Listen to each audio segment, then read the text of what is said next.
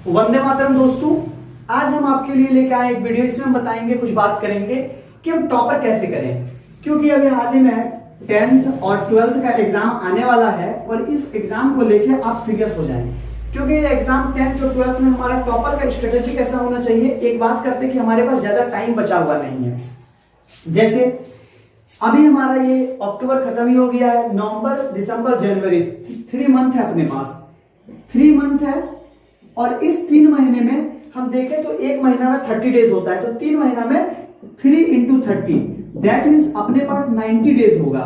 और ये 90 डेज में हमें रिजल्ट देना है और वो टॉपर वाला रिजल्ट देना है। अब 90 डेज है, हमारे पास सब्जेक्ट कितना बचा पड़ा है, तो सब्जेक्ट हमको 5 सब्जेक्ट पढ़ना भी है, रिवीजन भी करना है, सब कुछ करना है। तो 90 डिवाइड बाय 5 दैट मीन्स एक सब्जेक्ट के लिए अपने पास जो बचता है ये 18 डेज मात्र बनता है। तो 10th और 12th दोनों ध्यान दें कि 18 डेज आपको 18 दिन में एक सब्जेक्ट को कंप्लीट करना है। तो यदि आप अभी से 1 घंटा में 1 क्षण में बर्बाद कर रहे हैं तो ये आपके लिए सुसाइडल रैट की तरह होगा। यदि आपको टॉपर करना है तो लग जाइए बेहतरीन ढंग से, कोई नहीं रोक सकता आपको इस सक्सेस से, क्योंकि पता है आपको कि टॉपर का मीनिंग क्या होता है, कि कौन टॉप करते हैं। टी फॉर टेस्ट, कि जितना अधिक से अधिक हो सके उतना आप टेस्ट दीजिए, अधिक से अधिक हो सके आप टेस्ट दीजिए, क्योंकि टेस्ट ही आपको अल्टीमेट रिजल्ट दिलाता है। टेस्ट आपको इतना प्रैक्टिस करवा देगा कि आप सक्सेस में होइएगा।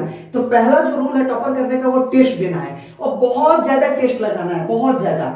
एक आप जानते भी होंगे, एक कहावत है, अभ्यास में इतना पसीना बहाओ कि युद्ध में खून ना बहाना पड़े। मतलब हम अपने यहाँ इतने टेस्ट लगाए कि एग्जाम में जाके लगे यार एग्जाम ही नहीं है, बहुत इजी है, आराम से कर लीजिएगा आप। सबसे पहला लॉजिक होना चाहिए टेस्ट। दूसरा लॉजिक को फॉर ऑबिडियंट, अपने को लेकर थोड़ा ऑबिडियंट बनाइए, टाइम मत बिताइए, दूसरी कोई भी चीज को दूसरे दिनों में मत टालिए, जो करना है सो करना है। और खुद को थोड़ा डिसिप्लिन कीजिए, डिसिप्लिन इन द सेंस कि आप थोड़ा सा पढ़ाई में शुरू में मन नहीं लगेगा, लेकिन आप बैठना पड़ेगा, क्योंकि आपके पास एक सब्जेक्ट के लिए मात्र 18 डेज है। तीसरा है प्लानिंग, एक प्रॉपर प्लानिंग होना चाहिए कि आप कैसे तैयारी कीजिएगा 3 महीना में, किस सब्जेक्ट को कितना टाइम देना है, कैसे क्या करना है, और वो स्ट्रेटेजी होता है। तो जैसे हम बात करेंगे स्ट्रेटेजी की, तो आप सब्जेक्ट लिख लीजिए कि आपके पास कितना सब्जेक्ट है और डेज बांट लीजिए कि हमको इतना डेज में ये सब्जेक्ट पढ़ना है। जो सब्जेक्ट आपका ठीक है या थोड़ा पढ़ा हुआ है उसमें थोड़ा कम टाइम दीजिए, जो सब्जेक्ट नहीं पढ़ा है उसमें थोड़ा ज्यादा टाइम दीजिए, मगर रिवीजन मोस्ट इंपॉर्टेंट होना चाहिए। और कुछ क्वेश्चंस को बहुत ज्यादा रिवीजन कीजिए जो बार बार आपको एग्जाम में देखने को मिलेंगे। इसके लिए सबसे इंपॉर्टेंट है प्रीवियस ईयर क्वेश्चन पेपर।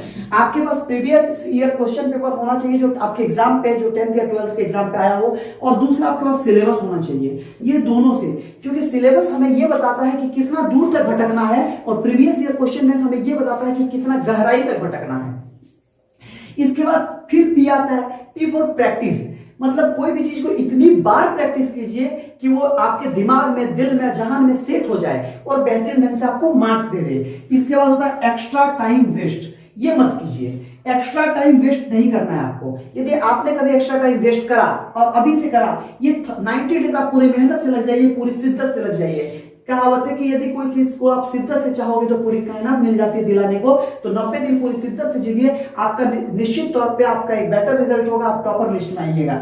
और R4 होता है रिवीजन, मतलब कि कोई भी चीज को बार बार रिवीजन कीजिए। तो टॉपर करने का लॉजिक के लिए हमें 3 चीजों को देखना है। सबसे पहले टेस्ट, दूसरा चीज ऑबिडियंट होना है, तीसरा हमें प्रॉपर प्लानिंग होना चाहिए, चौथा हमें प्रैक्टिस होना चाहिए, और पांचवा एक्स्ट्रा टाइम वेस्ट हमें नहीं करना है, और छठा रिवीजन करना है। तो दोस्तों आपको ये वीडियो कैसा लगा आप कमेंट में बताइएगा। क्या आपको स्ट्रेटेजी चाहिए तो वो भी बताइएगा, फिर मैं आपके लिए स्ट्रेटेजी बना के दूंगा, एक बेटर प्लान दूंगा। Thank you very much.